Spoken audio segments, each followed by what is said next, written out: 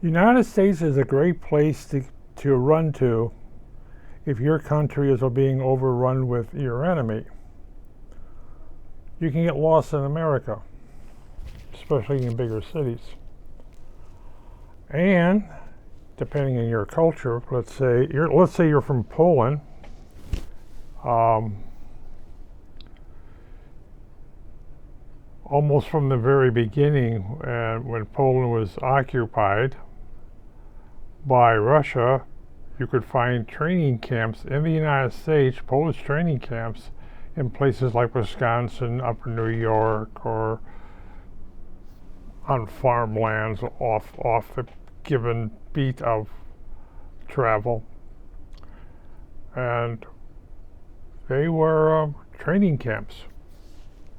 I went to one in Wisconsin by a country that was overrun by Soviet troops, and they had a nice thing. Most of it was urban warfare, and taught what to do, a resistance against Russia, the Soviet Union.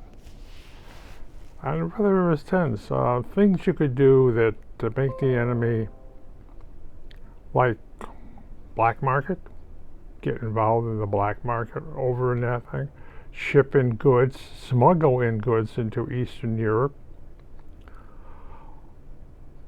Just simple things like toilet paper or bars of soap. Yes, toilet paper and bars of soap, toothpaste, not in what you call in, if it was supplied by the quote Russian manufacturing, you sure it's toothpaste? Sure it's not chalk? Toilet paper was always a good item to bring into Eastern Europe.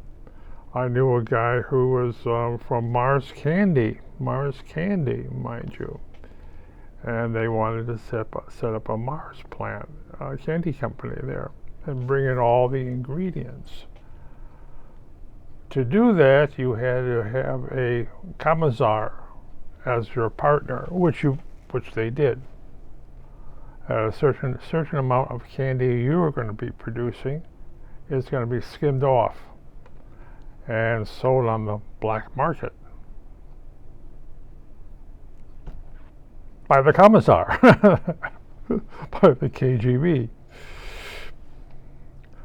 But there was training camps in the United States, training people that one day they're going to liberate Poland or Ukraine or Latvia or East Germany. And they had training camps here. There will be an armed bitch battle on this. And they will go back and be heroes unless they're shot. So what happened? The wall came down. Nothing happened.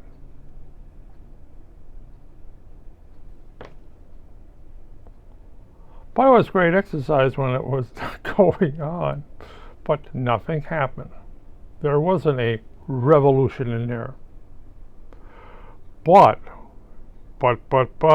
Ukrainian wars going on in Europe, and Ukrainians that were here for urban warfare got training, went back to Ukraine, and many of these people here who were going to do guerrilla warfare are teaching guerrilla warfare to their fellow Ukrainians now in Ukraine.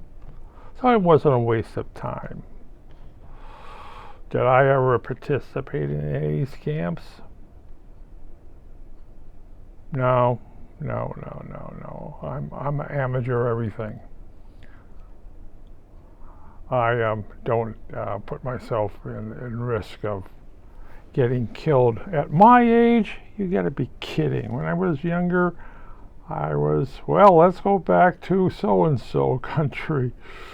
Yes, there was training camps in the Everglades. Yes, because they were going to go back home But do you know it's against the law for an American citizen to leave this country and go to another country to overthrow the government? That's right. If you're an American citizen and you go to, say, what was it, Venezuela, to overthrow that, that's against the law. U.S. law, and of course that country law, and they guys got caught doing that. That is against the law. Going in there, and of course, if you were a tourist going in there and decided to destroy a factory, well, you didn't have to do it. The communist system basically destroyed everything. Why, we're going to feed the people. We're going to give them good health care. We're going to give them free clothing, free shoes, free this and free that. Imported, of course, from China. Yes. But as I go back, it is against the law. Remember the Cubans? They all became American citizens. The second they became American citizens, it's against the law for them to return to Cuba with the intent to overthrow the government. Whoopee! Yes, and if they catch you between Key West down there and Cuba, the Coast Guard, they get to throw your butt in jail, unless you're out there fishing. But basically, they will throw your butt in jail for trying to invade a sovereign nation. As radical, as communist as it can, it's against the law for American citizens to leave the United States with the intent of overthrowing Cuba. Of course, smugglers down there had a field day, mind you, a field day to smuggle stuff into Cuba. Yes. Bars of soap. Toilet paper, mind you. It seems the Soviet Union's toilet paper was a little rough on the body. You could get vodka, gallons of this stuff, and in trade, Russia got sugar cane with sugar and cigars.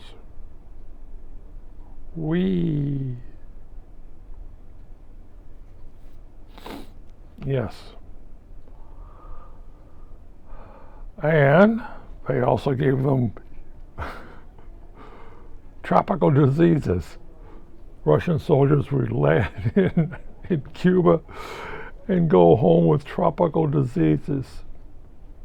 Sometimes from a little bug in the arm, and sometimes a lot lower. It's like, what? But hey, that's war for. That's the thing. And did people actually do that? Yes.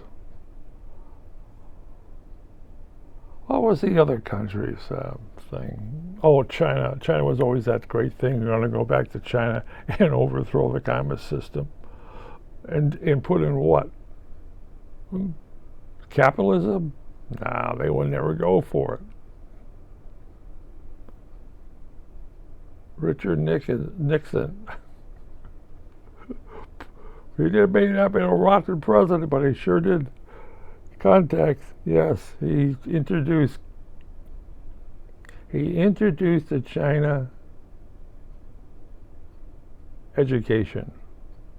And we saw what happened in Tiananmen Square because of that.